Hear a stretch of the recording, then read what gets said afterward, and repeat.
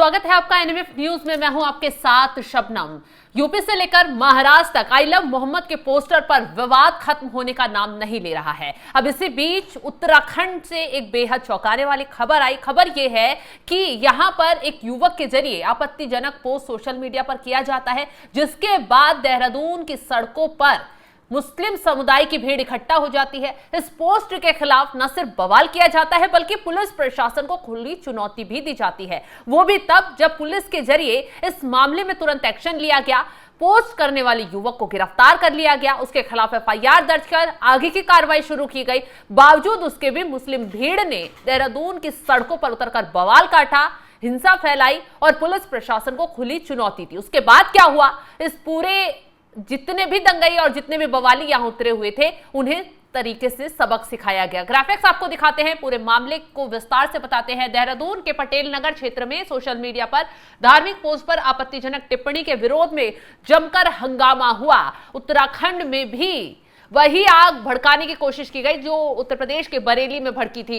Police ने हंगामा करने के आरोप में उसके बाद 400 लोगों के खिलाफ मुकदमा दर्ज किया, क्योंकि ये बवाली पुलिस की मानने या सुनने के लिए तैयार नहीं थे, जिसके बाद इन्हें सबक सिखाया गया। लाठीचार्ज पुलिस के जरिए किया गया। पुलिस ने हंगामा काट रहे प्रदर्शनकारियों पर लाठीचार्ज किया। इसके बाद आरोपी को गिरफ्तार करते हुए आपत्तिजनक पोस्ट भी हटवा दिया गया। जिस आरोपी ने ये पोस्ट किया था, जिसकी पोस्ट पर बवाल भड़का, युवक की गिरफ्तारी के बाद भी भीड़ ने चौकी पर इकट्ठा होकर नारेबाजी की, बवाल किया। इसलिए पुलिस ने 400 लोगों पर केस दर्ज किया, उन्हें सबक सिखाया गया। 400 लोगों के खिलाफ बीएनएस की धारा 121(2), 126(2), 190, 191(2), 196, 302 बीएनएस के तहत केस दर्ज किया गया है और सभी का हिसाब किताब किया जा रहा है। भीड़ के उग्र होने, उन्हें खदेड़ने की वजह से 5 पुलिसकर्मी भी घायल हुए हैं। इस मामले में बड़ी खबर यही आ रही है कि जिस तरीके से भीड़ उग्र हुई, पुलिस प्रशासन उन्हें समझाता रहा, लेकिन ये लोग मानने के लिए तैयार नहीं थे। पुलिस चौकी के पास इकट्ठा हो जाते हैं, न सिर्फ सड़क को जाम कर देते हैं बल्कि हंगामा लगातार काटा जाता है। बरेली की तरह यहां पर भी एक पोस्ट को लेकर इतना ज्यादा बवाल किया गया, वो भी तब जब पुलिस लगातार एक्शन ले रही थी। उस आरोपी को सबक सिखाया गया जिसने सोशल मीडिया पर यह पोस्ट किया, जिससे ये लोग भड़के। लेकिन जब पुलिस ने इस मामले में एक्शन ले लिया तो बावजूद उसके भी ये लोग बाज नहीं आ रहे थे। भीड़ इकट्ठा कर सड़क पर चौकी के सामने जमकर बवाल काट रहे थे। लोगों ने विरोध किया तो चौकी प्रभारी प्रमोद शाह ने तत्काल आरोपी गुलशन राठौर पर मुकदमा भी दर्ज कर लिया। तो इसके बाद आरोपी को गिरफ्तार करते हुए आपत्तिजनक पोस्ट भी हटवा दी गई। बावजूद इसके चौकी पर जमा हुए लोगों ने नारेबाजी करते हुए जाम लगा दिया। लोगों ने उग्र होने पर पुलिस के बल प्रयोग कर भीड़ को खदेड़ा गया, मतलब पुलिस के जरिए बल प्रयोग किया गया, लाठीचार्ज किया गया। उसके बाद ये भीड़ भागती हुई, तितर बितर होती हुई नजर आई। इस दौरान 5 पुलिसकर्मी घायल हो गए और ये जो भीड़ थी वो मानने के लिए तैयार नहीं हो रही थी। हालात को काबू करने के लिए पुलिस को लाठीचार्ज करना पड़ा था। इस दौरान कांस्टेबल विनोद कुमार, प्रवीण कुमार, संदीप कुमार, मंजीत सिंह, महिला कांस्टेबल शिखा चौधरी को चोटें आई हैं। उनका मेडिकल करवाया गया, अस्पताल में उन्हें भर्ती करवाया गया। एसएसपी अजय सिंह ने बताया कि चौकी प्रभारी की तहरीर पर 400 लोगों के खिलाफ मुकदमा दर्ज किया गया है, क्योंकि जिस तरीके से इन लोगों ने माहौल बिगाड़ने की कोशिश की वो कई साजिशों की ओर इशारा करता है। आपको बता दें कि पटेल नगर बाजार चौकी के बाहर अतिरिक्त पुलिस बल तैनात रहा। इस दौरान दूसरे समुदाय के कुछ लोग घटना पर आपत्ति जताते हुए पहुंच गए।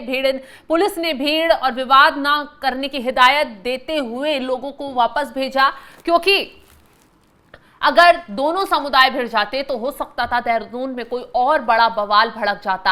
आपको याद होगा उत्तराखंड में पहले से ही पेपर लीक मामले को लेकर कैसे साजिशन, छात्रों को जो अभ्यर्थी थे उनको इकट्ठा किया गया। उस भीड़ के अंदर कुछ ऐसे तत्व और ऐसे नेता और ऐसे लोग शामिल हो गए जो लगातार अभ्यर्थियों को भड़का रहे थे। पुष्कर सिंह धामी सरकार को चुनौती देने की कोशिश कर रहे थे। हालांकि मुख्यमंत्री पुष्कर सिंह धामी ने इस मामले में सख्त एक्शन लिया। सीएम पुष्कर सिंह धामी ने साफ साफ कह दिया कि कुछ जो लोग हैं वो इस पर राजनीति कर माहौल भड़काने की कोशिश कर रहे हैं। पेपर लीक मामले को उछालकर उत्तराखंड को आग में झोंकने की साजिश रची जा रही है। लेकिन उन्होंने उस साजिश पर उस वक्त पानी फेर दिया जब न सिर्फ मामले की सीबीआई जांच के आदेश दे दिए गए, बल्कि जो आरोपी है खालिद मलिक, उसकी गिरफ्तारी, उसकी बहन साबिया की गिरफ्तारी के बाद उसे नकल जिहाद करार दिया गया और साफ साफ कह दिया गया कि इस तरीके के कृत्य उत्तराखंड में बर्दाश्त नहीं किए जाएंगे। और जिस तरीके से आइलम मोहम्मद का जो विवाद बरेली में, यूपी के अलग अलग जिलों में हो रहा है, उसको लेकर उत्तराखंड पुलिस पहले से ही एहतियात बरते हुए थी कि कहीं पेपर नकल जिहाद के जरिए जो पेपर लीक मामला हुआ, उत्तराखंड में साजिश जो जिस तरीके से रची जा रही थी, आपने देखा होगा सोनम वांगचुक जो लद्दाख में गिरफ्तार हुआ, जिस पर साजिशन लद्दाख को जलाने की कोशिश लग रही थी, उसके साथ के लोग उत्तराखंड पेपर लीक मामले के प्रोटेस्ट में शामिल नजर आए। उसके बाद क्लियर हो गया कि ये जो अभ्यर्थियों का प्रदर्शन था, गिरफ्तारी के बावजूद, सीबीआई जांच के आदेश देने के बावजूद, ये साजिशन भड़काने की कोशिश की जा रही है। क्योंकि इस पूरे मुद्दे पर राहुल गांधी भी कूदते नजर आए। उन्होंने साफ साफ कह दिया कि इस देश का जेनजी जो है वो ही संविधान बचाएगा, लोकतंत्र बचाएगा, और जो आंदोलन यहां पर अभ्यर्थी कर रहे हैं उत्तराखंड में, हम उसके साथ हैं। हालांकि सीएम पुष्कर सिंह धामी ने साफ साफ कह दिया कि देवभूमि में अशांति ना तो बर्दाश्त की जाएगी और ना ही ऐसे तत्वों को छोड़ा जाएगा जो यहां पर साजिशन, हंगामा खड़ा करने, उत्तराखंड में बवाल भड़काने की फिराक में लगे हुए हैं। ऐसे में अब वो बवाल पेपर लीक मामले का खत्म हुआ नहीं, ये नया हंगामा खड़ा करने की कोशिश उत्तराखंड में की जाती है। आपने तस्वीरें आप देख सकते हैं कि कैसे युवाओं की मुस्लिम भीड़ इकट्ठा हुई, पुलिस ने उन्हें तितर-बितर करने के लिए लाठीचार्ज किया। लाठीचार्ज तब किया गया जब ये लोग मानने को तैयार नहीं हो रहे थे, लगातार सड़क जाम कर हंगामा पुलिस चौकी के आगे काट रहे थे, बवाल कर रहे थे। जबकि उस आरोपी को गिरफ्तार कर लिया गया था जिसने आइलम मोहम्मद वाले जो पोस्टर है उसको लेकर आपत्तिजनक पोस्ट कर सोशल मीडिया पर पोस्ट किया था, उस पर कार्रवाई की गई, एफआईआर की गई। लेकिन बावजूद उसके भी भीड़ का इकट्ठा रहना, बवाल करना, क्या किसी साजिश का हिस्सा था? क्या यहां पर भी यूपी का बरेली बनाने की कोशिश की जा रही थी? कौन इस साजिश के पीछे था? खैर, ये तो चर्चा का विषय है। पुलिस प्रशासन लगातार इस मामले पर जांच पड़ताल कर रहा है कि किसके कहने पर यह भीड़ इकट्ठा हुई, किसने इसे उग्र किया, किसके कहने पर यह बवाल भड़का। क्योंकि लगातार जिस तरीके से अभी देश में माहौल जगह जगह चल रहा है, बीजेपी शासित राज्यों को भड़काने की कोशिश की जा रही है, बीजेपी शासित राज्यों को जलाने की कोशिश की जा रही है, उससे सवाल यही उठ रहा है कि क्या कोई टूलकिट गैंग एक्टिव हो गई है?